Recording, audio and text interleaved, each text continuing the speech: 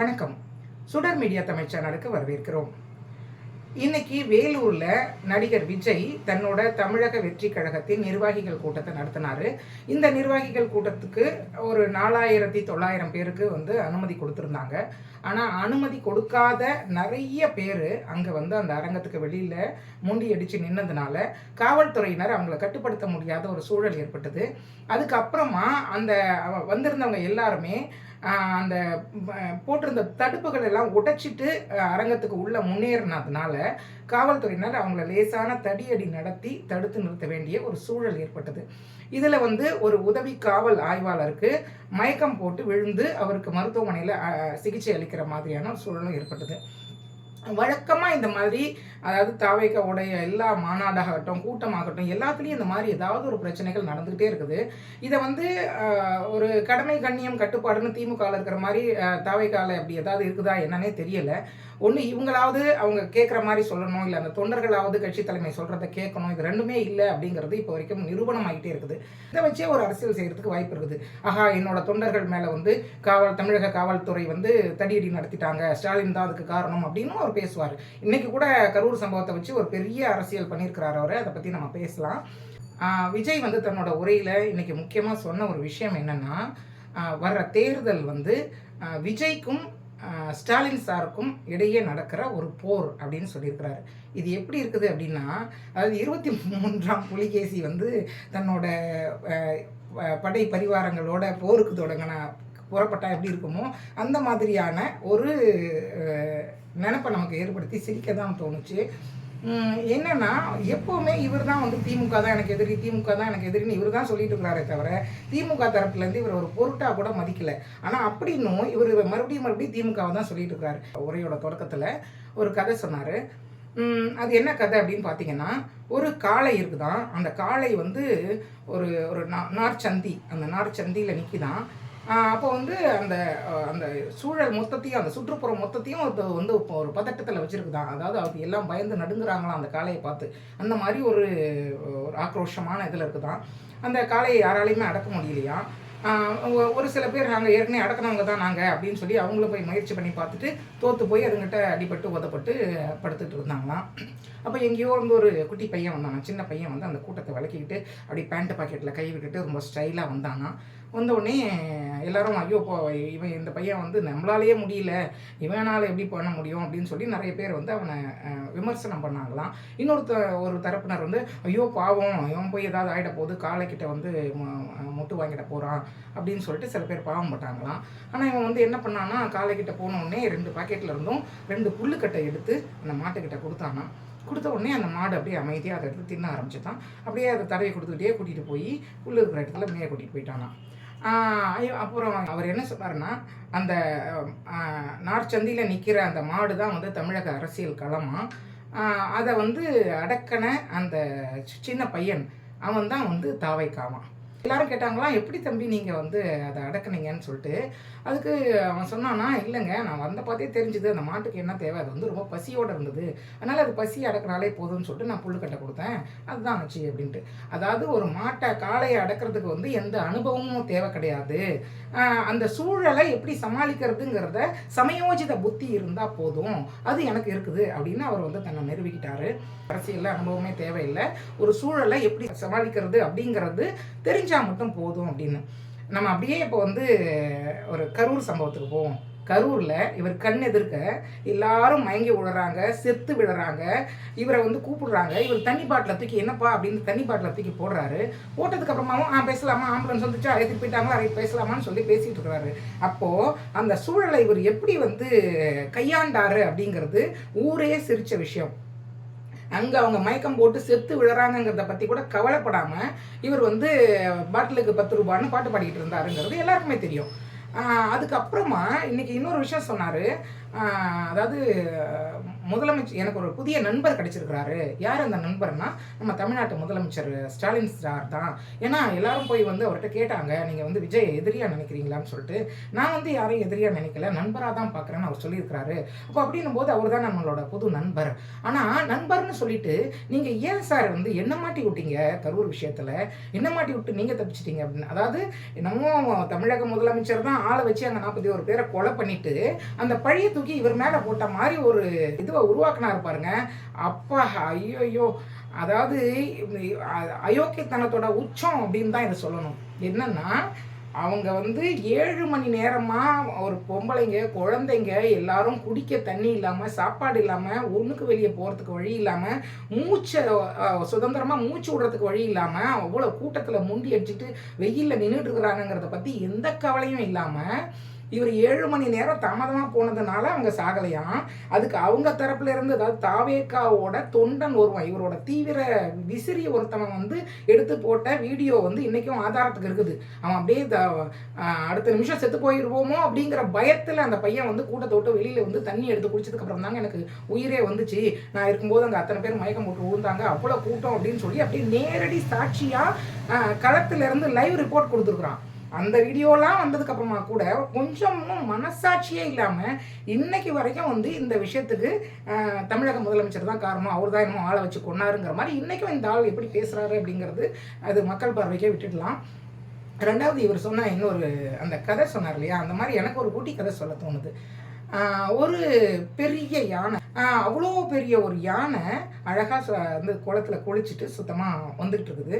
வர வழியில் எதிர்க்க வந்து ஒரு பன்னி இருக்கு இல்லையா, சேத்துல புரண்டு தானே இருக்கிறது அதோட வழக்கம். அது உடம்பு முழுக்க சேரை பூசிக்கிட்டு அந்த சேத்தோட எதிர்க்க நடந்து வருது. அப்போ அது நடந்து வர்றதை பார்த்த இந்த யானை என்ன பண்ணுது, கொஞ்சம் ஒதுங்கி நடந்து போகுது. அப்போது போனவுடனே இப்போ இந்த பன்னி சொல்லுதான் அங்கே மற்ற ஒரு விலங்குகள், நிமிர்ந்த விலங்குகள்கிட்ட, பார்த்தியா அவ்வளோ பெரிய யானை, அந்த யானைக்கே என்னை பார்த்து எவ்வளோ பயம், பார்த்தியா என்னை பார்த்து ஒதுங்கி போகுது அப்படின்னு சொல்லிச்சான். அந்த அந்த விலங்கு வந்து யானைக்கிட்ட கேட்கும்போது, நீ வந்து உன்னை பன்னியை பார்த்து பயமா உனக்கு, எதனால் அதை பார்த்து பயந்து ஒதுங்கி போனியாமல அப்படின்னு சொன்னேன். என்னோட உருவத்துக்கு ஒரு மிதிக்க ஆகுமாது, ஆனால் அதை மிதிக்கிறதால கூட அது மேலே இருக்கிற சேரு என் மேலே பற்றக்கூடாதுன்னு பார்த்தேன். நான் நடந்து வர்றப்ப அது மேலே இருக்கிற சேரு என் மேலே பட்டுட வேணாம் தான் நான் விலகி வந்தேன் அப்படின்னு சொல்லித்தான். கிட்டத்தட்ட இந்த கதை தமிழக முதலமைச்சருக்கும் விஜய்க்கும் பொருந்தும் இல்லையா. ஏன்னா இவர் எவ்வளோதான் வந்து விஜய், அதாவது முதலமைச்சர் மேலே சேர்த்த வாரி வாரி வாரி இறைச்சி எவ்வளோதான் குற்றச்சாட்டுகளை வந்து சொல்லிக்கிட்டே இருந்தாலும், ஆனால் இன்னைக்கு வரைக்கும் திமுக தரப்புல இருந்தோ இல்லை முதலமைச்சர்கிட்ட இருந்தோ ஒரு வார்த்தை இவங்களை பற்றி பேசவும் இல்லை, இவங்களெல்லாம் ஒரு மனுஷனாக மதிக்கவும் இல்லை. அதனால இந்த கதை வந்து விஜய்க்கும் முதலமைச்சருக்கும் நிச்சயமாக பொருந்தும். அப்புறம் தன்னோட உரையில் விஜய் பேசின முக்கியமான விஷயம், அதாவது மக்களை நேசிக்கிற ஒரு தலைவன் இல்லாததுனால தான் இன்றைக்கி வந்து திமுக ஆட்சிக்கு வந்துருச்சாமா. அதனால மக்களை நேசிக்கிற நான் வேணுமா, இல்லை மக்கள் விரோத ஆட்சியை நடத்துகிற முதலமைச்சர் ஸ்டாலின் சார் வேணுமா அப்படின்னு கேட்டார். இவர் மக்களை நேசிக்கிற லட்சணம் தான் நம்ம கரூர்லேயே பார்த்தோம். அத்தனை ஆயிரம் மக்களை வந்து உச்சி வெயிலில் நிற்க வச்சு பாடுபடுறாங்களே அப்படிங்கிறத பற்றி கிஞ்சித்தும் யோசிக்காமல், இவர் தனி விமானத்தில் போகிற ஒரு விமானத்துக்கு காத்திருந்தாங்க, விமானம் வந்து வர்றதுக்கு தாமதமாயிடுச்சு, அதனால தான் நான் 7 மணி நேரம் ஆச்சுன்னு ஏதாவது காரணம் சொன்னால் கூட பரவாயில்ல.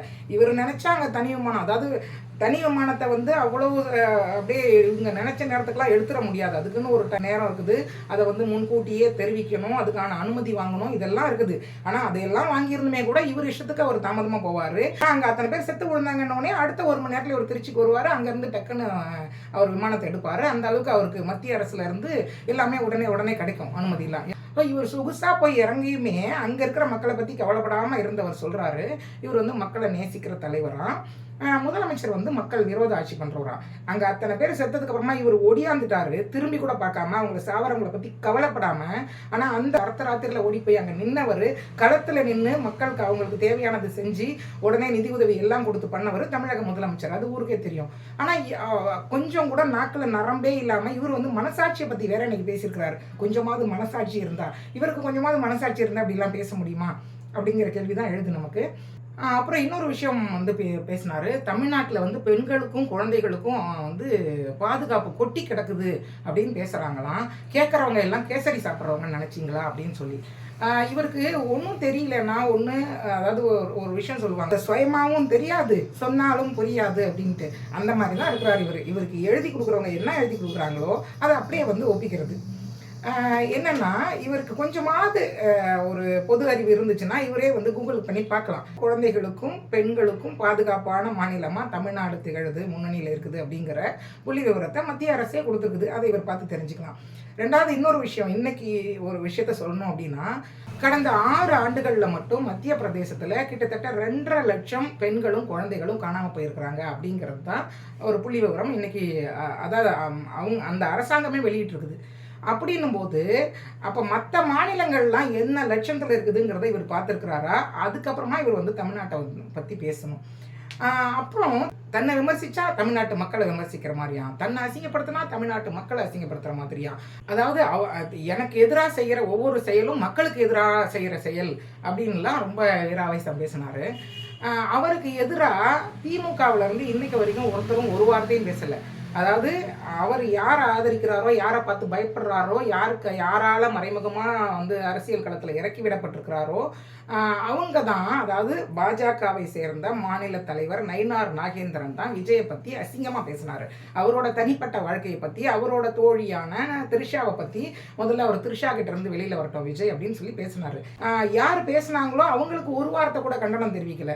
ஆனால் யார் இவரை பற்றி வாயே திறக்கிறது இல்லையோ, ஒரு பொருட்டாவே மதிக்கிறது இல்லையோ, அவங்கள கூப்பிட்டு அது என்னை பற்றி பேசுங்க அப்போதான் நாங்கள் பெரிய ஆள் ஆக முடியும். அதாவது ஒரு புகழோட வெளிச்சத்தில் இருக்கிற ஒருத்தவங்க தன்னை பற்றி பேசினா தானே அதன் மூலமாக தான் வளர முடியும் அப்படிங்கிற ஒரு மனோநிலையாக தான் இதை பார்க்க வேண்டியிருக்குது. இன்னொரு விஷயம் சொல்கிறாரு, இது வந்து 5 ஆண்டுகளுக்கு ஒரு முறை வர்ற மாதிரியான வழக்கமான தேர்தல் கிடையாதாமா, 50 வருஷம் கழிச்சு நடக்கிற அதிசய தேர்தலாம். அவர் எதை சொல்ல வர்றாருன்னா, எம்ஜிஆர் ஆட்சி காலத்தில், அதாவது எம்ஜிஆர் கட்சி தொடங்கினப்ப அவர் அடுத்த தேர்தலையே ஆட்சியை பிடிச்சார் இல்லையா, அந்த மாதிரி 50 வருஷம் கழிச்சு இன்னைக்கு நான் வந்திருக்கேன், எம்ஜிஆர் மாதிரியே என்னாலையும் உடனடியாக ஆட்சியை பிடிச்சிட முடியும் அப்படின்னு அவர் மனப்பால் குடிச்சிட்டு இருக்கிறார் இல்லையா, அதை வந்து இன்னைக்கு மறுபடியும் பேசியிருக்கிறாரு. அப்புறம் இவர் சொன்ன இன்னொரு முக்கியமான விஷயம், விஜய் வந்து ஊழலை எதிர்க்கிறதுனால, மக்களோட மக்களாக நிற்கிறதுனால தான் எல்லாருமா சேர்ந்து அவரை எதிர்க்கிறாங்களாம். இவர் வந்து ஊழலை ஒழிச்ச கதை தான் நமக்கு தெரியும்ல. வெளிநாட்டிலேருந்து ஒரு காரை இறக்குமதி பண்ணுறதுக்கு கட்ட வேண்டிய வரியை கட்டாமல் தவிர்க்கிறதுக்காக அவ்வளோ தகிடுத்தம் பண்ணவர், அந்த வரி ஏய்ப்பு செய்கிறதுக்காக அவர். அதுக்கப்புறமா ஒரு படத்துக்கு வாங்கின, தான் புலி படத்துக்கு வாங்கின பணத்தில் 15 கோடியை வருமான வரியில் கணக்கு காமிக்காமல் மறைச்சதுனால இன்னைக்கு வரைக்கும் ஊரே சிரிச்சுக்கிட்டு இருக்குது. இவர் வந்து ஊழலை ஒழிக்க போகிறாராமா. அவங்க ஆட்சிக்கு வந்தால் என்னென்னலாம் பண்ணுவோம் அப்படின்னு சொல்லி ஒரு விஷயத்த சொன்னார் அவர். அதில் முதல் விஷயம், தாவேகா ஆட்சிக்கு வந்தால் மாவட்ட ஆட்சியர்கள், மாவட்ட காவல் கண்காணிப்பாளர்கள் இருக்காங்க இல்லையா, அவங்களில் சரி பாதி, அதாவது 50% பெண்களை வந்து இவங்க பணியமர்த்துவாங்களாம். அது எப்படி? அதாவது பட்டனை தட்டி விட்டா 2 தட்டில் இட்லியும் காஃபி நம்ம பக்கத்தில் வந்துடணும்னு தங்கவேலு பாட்டு வரும் இல்லையா, அந்த மாதிரி இவங்க ஆட்சியை பிடிச்ச உடனே 50% பெண்களை வந்து எப்படி வெற்றி பெற வைப்பாங்க, அது புரியலை. அவர் சொன்ன இன்னொரு கேலி கூத்தான விஷயம் என்னன்னா, குளம் தெருவில் போய் ஊசி விற்கிற கதைன்னு சொல்லுவாங்க இல்லையா, அந்த மாதிரி ஒரு விஷயத்த சொல்லியிருக்கிறாரு. அதாவது தமிழ்நாட்டில் பேருந்துக்கு போக்குவரத்துக்கு தட்டுப்பாடே இல்லாத நிலை உருவாக்கப்படுமா. இந்தியாவிலேயே அதிக பேருந்துகள் இயக்கிற ஒரே மாநிலம் தமிழ்நாடு தான். அதாவது கிட்டத்தட்ட 20,000 பேருந்துகள் தமிழ்நாட்டில் இயக்கப்படுது. இது வந்து எவ்வளோன்னா, மற்ற மாநிலங்களோட ஒப்பிடும்போது 20% அதிகம். இது கூட தெரியாமல் அவர் வந்து பேருந்துக்கு தட்டுப்பாடே இல்லாத நிலை உருவாக்கப்படும் சொல்லியிருக்கிறாரு. அதாவது ஒரு பள்ளி மாணவன் நான் முதல்வர் ஆனால் அப்படின்னு சொல்லி ஒரு கட்டுரை எழுதுறான்னு வச்சுக்கோங்களேன், அவன் கூட இதை விட நல்ல திட்டங்களை வந்து அவன் முன் வச்சு எழுதியிருப்பான். அந்த மாதிரி ஒரு கேலி கூத்தான விஷயங்கள் இவர் சொன்னது எல்லாமே. விரைவில் மற்றொரு விஷயம் பற்றின அலசலோடு உங்களை சந்திக்கிறேன். அது வரைக்கும் நன்றி கூறி விடைபெறுவது வாசுகி லட்சுமணன்.